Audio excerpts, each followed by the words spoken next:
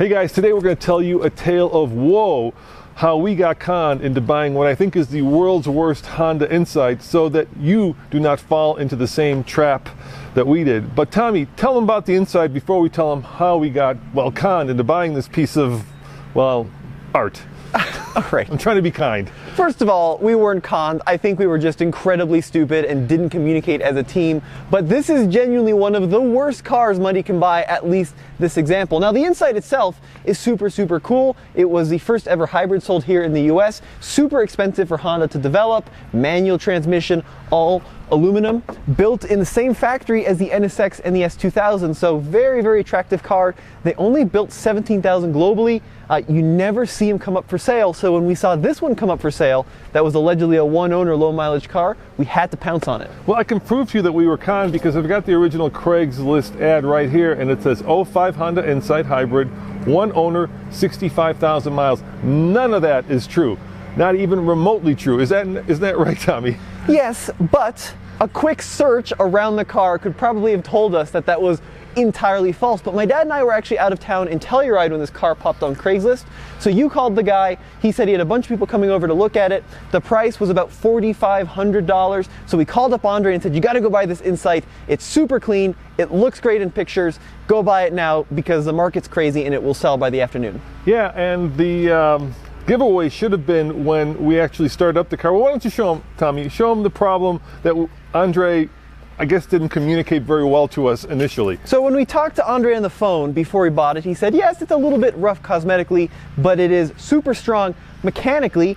Well, that turned out to be entirely false. Love you, Andre, but you really screwed the pooch on this one, dude, because that 65,000 miles is actually, wait for it, over 200,000 miles. He showed up at the office and it was reading 215,000 miles. And we were like, what the heck, Andre? I thought it was supposed to be 65,000. And he said, what? Well, he said, well, show him that paperwork. This is basically what he said. So and this is why we ended up buying it. And I think this was also maybe not true. Yeah, okay, so here's the deal. The owner lied to us when we talked to him on the phone. He said, yeah, 65,000 miles. 65,000 miles on the engine and battery replacement. He failed to mention at all that the car had over 200,000 miles, as did Andre. But this is where he was going from. In 2017, about 65, 70,000 miles ago, the car had a new engine, battery, and transmission installed at a cost of $11,442. And the story goes basically that they took it to an oil change place, they messed up the car, and then the engine bricked itself, probably because he's had magnesium oil pans. But yeah, so he was going off of 65,000 miles because of the new engine and transmission and battery. First of all, I'm not convinced that there is a new engine, transmission, and battery in this car. We brought it to Toby, our mechanic. He's not super convinced of that either, based on how it runs and drives and all of that. But the rest of the car feels like 215,000 miles. But that is just the start of the mess. Why don't you talk about the front end of the car? Yeah, let's talk about like some obvious red flags. Now, for me, the first red flag would have been, and I'm not a cat owner, Andre is, when I get in the car and I smell what is obviously not a cat, but the things that a cat produces. Obviously, that is a smell that will never go away. If you're a cat owner, you know exactly what I'm talking about. I stepped into that car and smelled that, I would have not walked away, I would have sprinted away. But there was another clue here. Look at the hood. Now, the car is all aluminum, but look at this hood. It looks like it's been sprayed by, I don't know, 250,000 miles of rocks. And so when you see a hood that is this damaged, it's a sheer sign that this car has done more than 65,000 miles. But there's more, Tommy. Well, it's also 9 shades of red, and it was so dirty on the inside. My entire long weekend was spent cleaning it out. And let me tell you what, the previous owner was an enthusiast of the 5-leafed plant. Being in Colorado, working underneath the seats, whew, that was, almost had to file a police report on that one.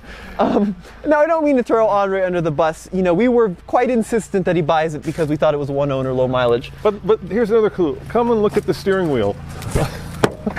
Show him the top of the steering wheel. That top of the steering wheel looks like it's had, well, obviously there is more steering wheel here than there is here. That is a sure sign of wear and tear. If somebody's had their hands on that steering wheel for so many miles that it's actually worn down, you know that is an issue with this car. And here's the best part. So the seller claimed that his father or father-in-law bought it brand new, and they were selling it because he was getting too old to drive it. So it was a one-owner car. Well, after we bought the car, I decided to run a Carfax. After we bought the car, naturally. It's like we've never done this before. And the Carfax says it has 7 owners. 7 owners and an accident. I would say that's not even the best part, because the car was advertised as an '05. What year is the car actually, Tommy? It's a 2000. That's the first year. Even lied on the year of the car. By the way, the 2000 only available in the manual transmission. Just what a basket case of a disaster. How could we be this bad at buying cars? I don't understand this. So Andre managed to talk the owner down from $5,500 to $4,900. Nope, $4,500 to $3,900. Okay, so we paid $3,900, which I would say is $4,000 too much for it. Seriously, so the general rule of thumb with Insights is they're all used up, and they're typically like $1,500 cars. Yes, we thought this one was a pristine example, which is why we paid $4,000. We were willing to pay more for it, but obviously we were not correct in that assumption. So Andre brought it here, was very excited about it. I took it for a drive.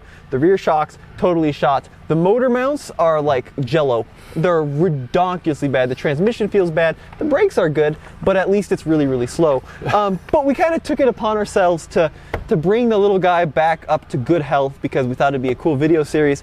And then the most important part of the Insights. Well, you're skipping ahead, because what? You spent the weekend cleaning it out, getting that aroma of feline cat out of it, but then we started driving it and the check engine light came on, so we took it to our mechanic. Yeah, so it needed some O2 sensor stuff, and it needed AC fixed, and a few other little things. So $1,000 later, we are now almost $5,000 into it. Yep. And then you took it to the airport this week, and what happened? I took it to the airport this week. I was coming home at like 11 p.m. I wanted to stop by Chick-fil-A naturally, and the low battery light came on, which is unusual. And this is like, you're driving along in a gasoline car, the battery light comes on. Typically it's an alternator issue.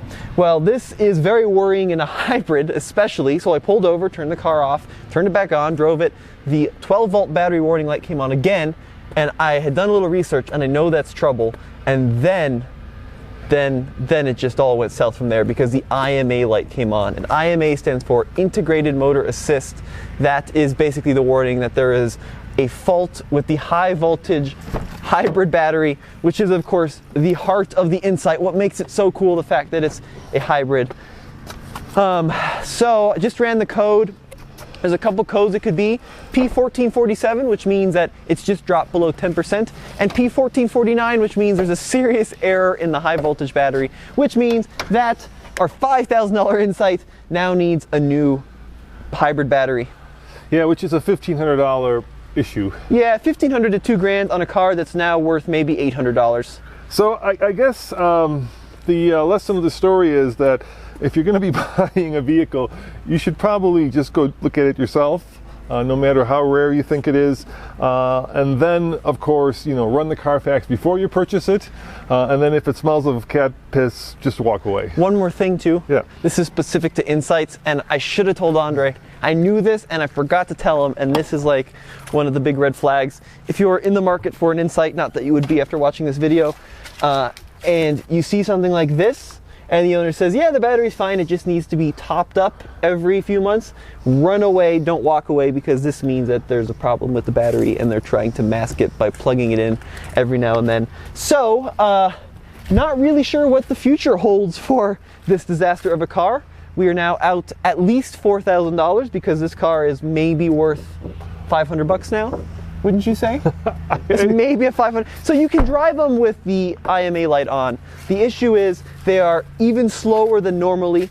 They don't do auto start stop at stoplights, which is really cool, and they don't get very good fuel economy, which is why you buy an Insight in the first place. And ultimately, it can leave you stranded if it depletes a 12-volt battery, as it almost did with me. So this car is like a paperweight. So, but there is good news. I mean, the car is clean while, clean? Well, clean in terms of like the lines are straight, and with a repaint, it could actually be pretty good. With a repaint? With a repaint, it could be pretty good. You want to repaint this car after, after it needs everything? Well, Case wants to swap it for like a Honda. Oh, so we, Case and I, are trying to push for a K-Series swap. swap on this car, which is a performance Honda engine. I also want to do a Hayabusa swap on this car, which would be really cool. But you, for some reason, want to get a new battery in there and keep cranking it along. Yeah, I think what the plan for this is, because they're so rare, engine swapping them is kind of... They're not that rare, though. You still see them around. And most of them are used up. Well, this one is also used up. This is the perfect But swap. hopefully the company that actually builds the spare batteries will work with us. And okay. We could do a video series showing you how to replace the battery, and then hopefully, get that battery in exchange for that video, which would be really cool. And then we'll probably pass it on to somebody, who appreciates it and wants kind of, a bit of Honda history. And we won't lie about it. It's in fact 2000 Honda Insight. It is in fact an 8-owner car, and it in fact has done over 200,000 miles. There you have it, guys. Give us a shout in the comments below if you're interested after we replace the battery. No one is going to be interested in this car. Or shoot us an email at info@TFLcar, and maybe you're interested in the new Honda Insight. Are you really trying to sell this car right now? Yeah. You really think someone's going to want this? I don't know. If we replace the battery, I think it's way cool. I still really like it. I like quirky cars. Maybe there's somebody out there like me, and we're not trying to recoup our costs. We're just trying to find a new home for it. So, we make money doing videos, not selling cars. But maybe there's somebody who would appreciate a piece of Honda Insight history. First car in America that's a hybrid. First car with stop-start, and it's all aluminum. That's got to be pretty badass and pretty cool. I like the car a lot. I love Insights. I still want a good one, but you don't want this one, so don't send us an email.